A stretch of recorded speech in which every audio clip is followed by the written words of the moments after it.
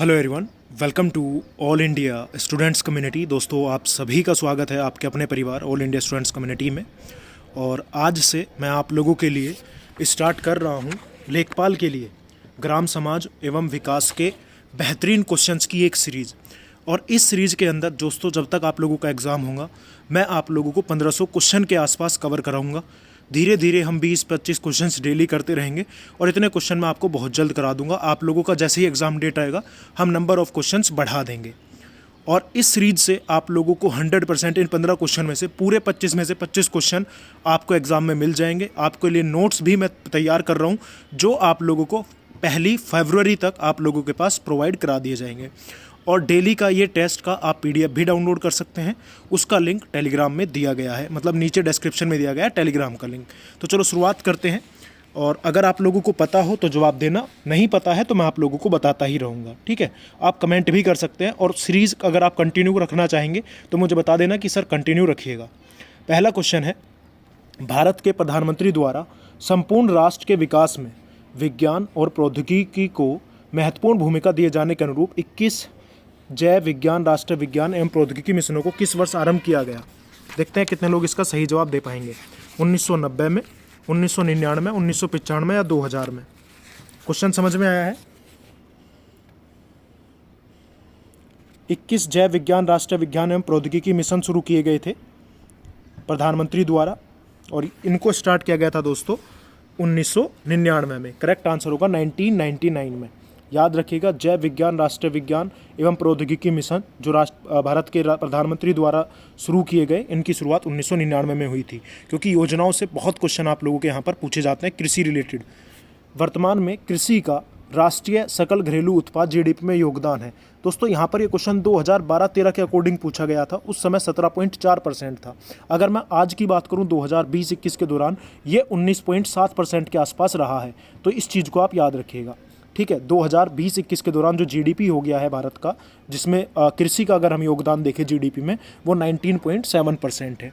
Next question की तरफ बढ़ते हैं। क्वेश्चन नंबर 3, भारत में गरीबी रेखा के नीचे जीवन यापन करने वाले व्यक्ति 2008-9 के अनुसार कितने थे? 40%, 21.7%, 50 से ऊपर या 30% से नीचे? जवाब दीजिएगा, करेक्ट आंसर क्या होगा।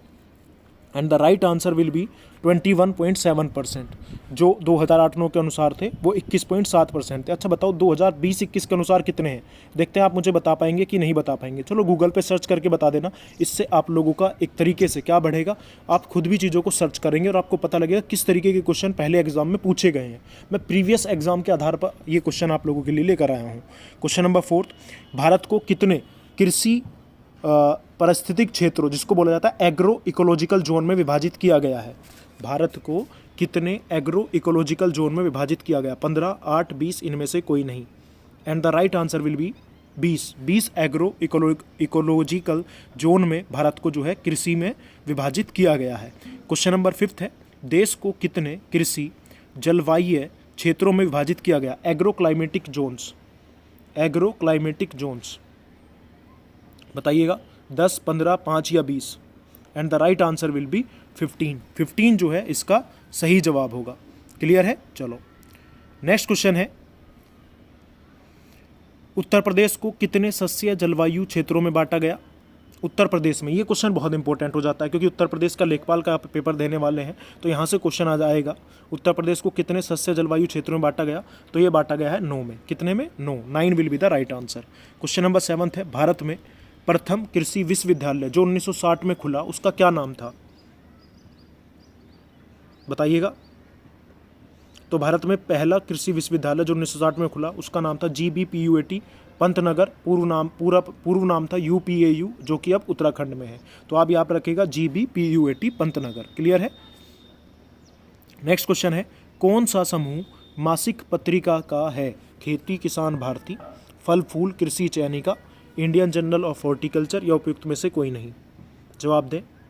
मासिक पत्रिका का है तो वो है खेती किसान और भारती। तो याद रखिएगा किसान भारती। तो करेक्ट आंसर होगा ए, खेती और किसान भारती।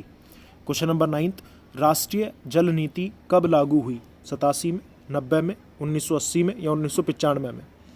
तो दोस्तों राष्ट्रीय जल नीति जो है इसको लागू किया गया था 1987 में, 1987 में। दोस्तों अगर आप लेखपाल की तैयारी कर रहे हैं और आपको हिंदी के नोट्स की ज़रूरत है, आपको कोई भी बुक उसके अलावा पढ़ने की ज़रूरत नहीं है। आपके एग्जाम में 25 नंबर का हिंदी आएगा और कंप्लीट हिंदी आपको यहाँ पर मिल जाएगा।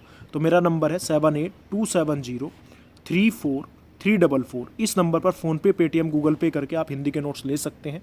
और ये नोट्स आपके लेखपाल में भी और कोई भी स्टेट एग्ज़ाम हो जिसमें हिंदी आते हैं उन सभी में काम आएंगे। सिर्फ 75 रुपीज़ आपको इस नंबर पर पे करने हैं। आपको PDF मैं सेंड कर दूंगा, 10 से 15 मिनट बाद आपको PDF मिल जाएगा। उसी नंबर से उसको आप प्रिंट करा सकते हैं। और उसके अलावा हिंदी की कोई बुक मत पढ़िएगा, सारे क्वेश्चन आपको यहाँ से मिल जाएंगे। नेक्स्ट क्वेश्चन है क्वेश्चन नंबर 10 और आपको मैच करना है। देखते हैं, जगजीवन एवं NG रंगा पुरस्कार किसको दिया जाता है, चौधरी चरण सिंह पुरस्कार किसको मिलता है, जवाहरलाल नेहरू पुरस्कार, ये आपको मैच करना है। मैच करिए, समय है आपके पास 30 सेकंड का। जो यहाँ पर पूछा गया जो बिल्कुल सही से मैच हो, ये सवाल आप लोगों का बनेगा। यहाँ से थोड़ा सा सवाल में मुझे मिस्टेक नज़र आ रहा है, तब तक आप देखिए एक बार। यहाँ पे ऑप्शन होंगे दोस्तों, बिल्कुल मैच करना था कौन सा ऑप्शन किससे मैच होगा। तो करेक्ट आंसर होगा दोस्तों जगजीवन एवं NG रंगा पुरस्कार जो दिया जाता है, ये दिया जाता है किसान को। ठीक है, चौधरी चरण सिंह पुरस्कार जो मिलता है दोस्तों, ये मिलता है कृषि अनुसंधान एवं विकास में पत्रकारिता में उत्कृष्टता हेतु, इसका D होगा। और वहीं पर अगर मैं बात करूँ जवाहरलाल नेहरू पुरस्कार की, इसका आप लोगों का बनेगा C, स्नातकोत्तर उत्कृष्ट कृषि अनुसंधानों के लिए पंजाब राव देशमुख पुरस्कार कृषि महिला वैज्ञानिक को मिलता है। तो ये आप याद रखिएगा कौन सा पुरस्कार किसको मिलता है।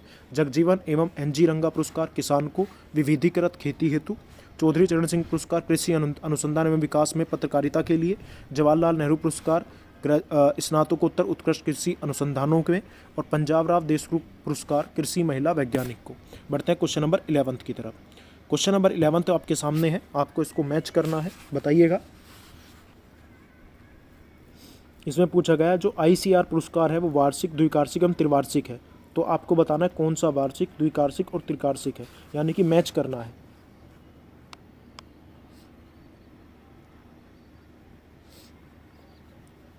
And the right answer will B, तो दोस्तों अगर मैं बात करूं